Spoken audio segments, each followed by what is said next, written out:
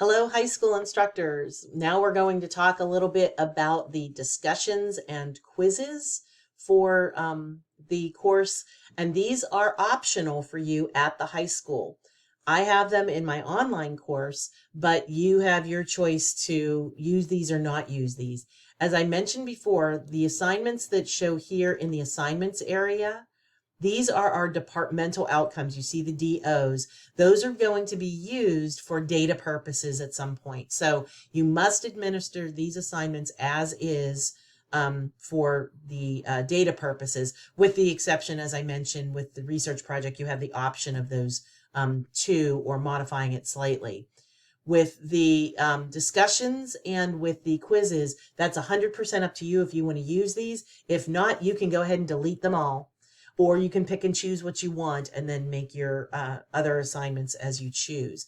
So it's laid out again the same way as the Managing Your Success course, has the same information and how to do that if they do want to, if you do want to use discussions and they may or may not be familiar with the tool.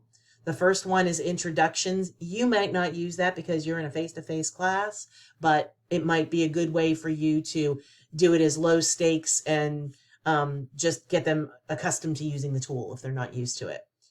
I do also have, and I just realized that I have these backwards, so I will, nope, I do have this correct. I have two assignments that I'm using in mine. One is called the research update, and that is about halfway through the class after they've already done their academic and SMART goals and a couple other things. I don't want them to just wait to do that research because their SMART goal was, I'm going to do this every week until a couple weeks before the presentations due. So this kind of forces the issue with them. And so what I also found is when my students would do the presentation, because they're doing those takeaway questions, they said, oh, well, I didn't do the blah, blah assignment, so I didn't have any of that information. Well, they didn't quite get that it didn't matter whether you did that assignment or not. You had to do the research for the presentation. So the assignments just kind of gave you a leg up and you got to do the research a little earlier to help you understand what you had to put in there. So you'll notice, like if you didn't complete the assignment, go back and complete that research and it will help you to do what you need to do. But this is basically an opportunity for them to say where they are in the research and then also to give advice on what kind of advice would you give somebody if they had to do this kind of research. So it's a way for my online students to interact with each other and to kind of keep them on pace and scaffold the assignment a little bit more.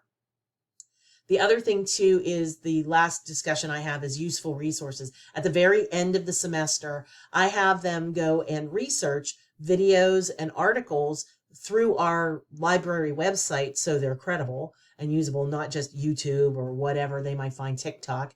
And they have to talk about why it's a good resource on a particular topic. And also they have to give the URL and such. This is helpful for me, not only to know that they know how to find this information and do that research, but I'm using those resources so that we can beef up not only this class, but also beef up the career info guide.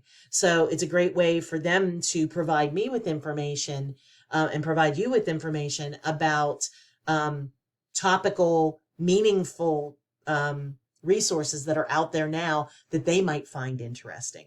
So we're kind of keeping our thumb on the pulse of what the students like, not just what we think they need to have. The quizzes. The way that the quizzes are in there now is you'll see that they're all in here. And again, they should have the dates.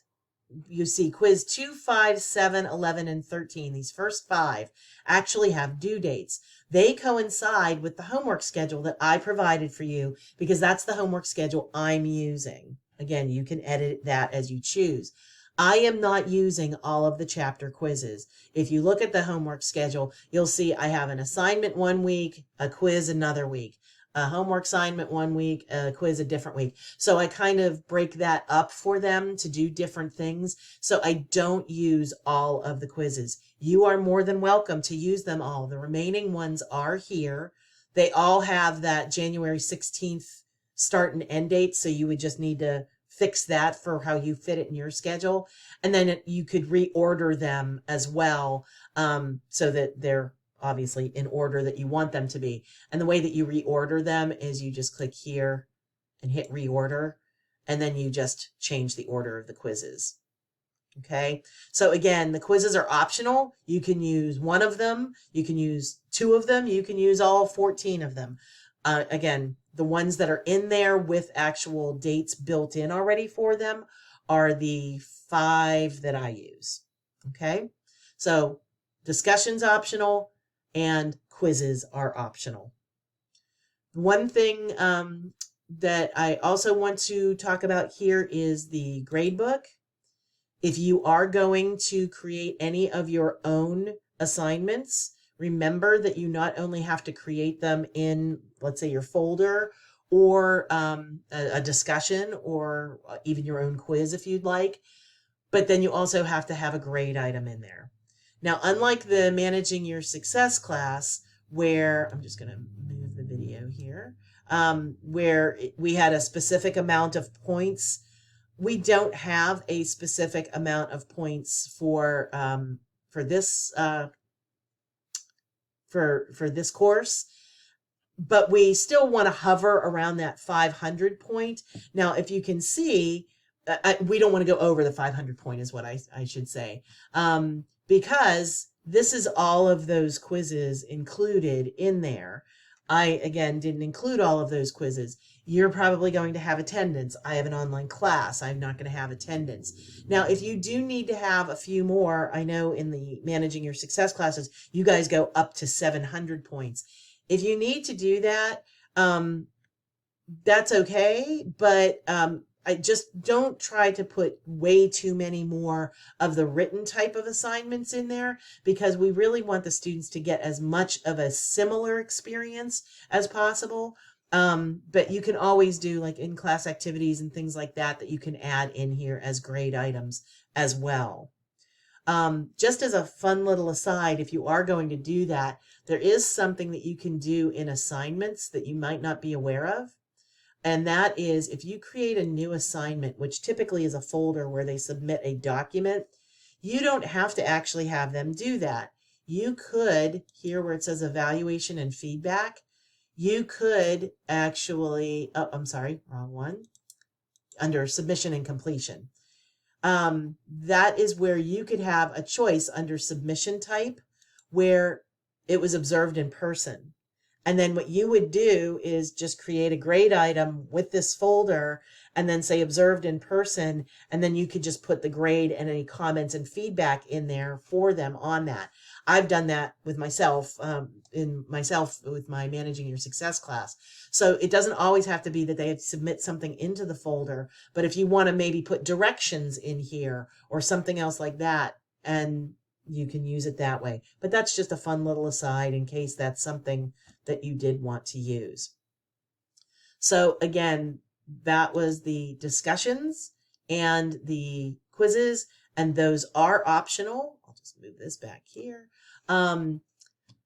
So if there's any questions about those, you can always get in touch with me. But I think that should be pretty straightforward. There will be one more video that I have that will explain specifically about the big interview assignment that you need to duplicate. Thanks for watching.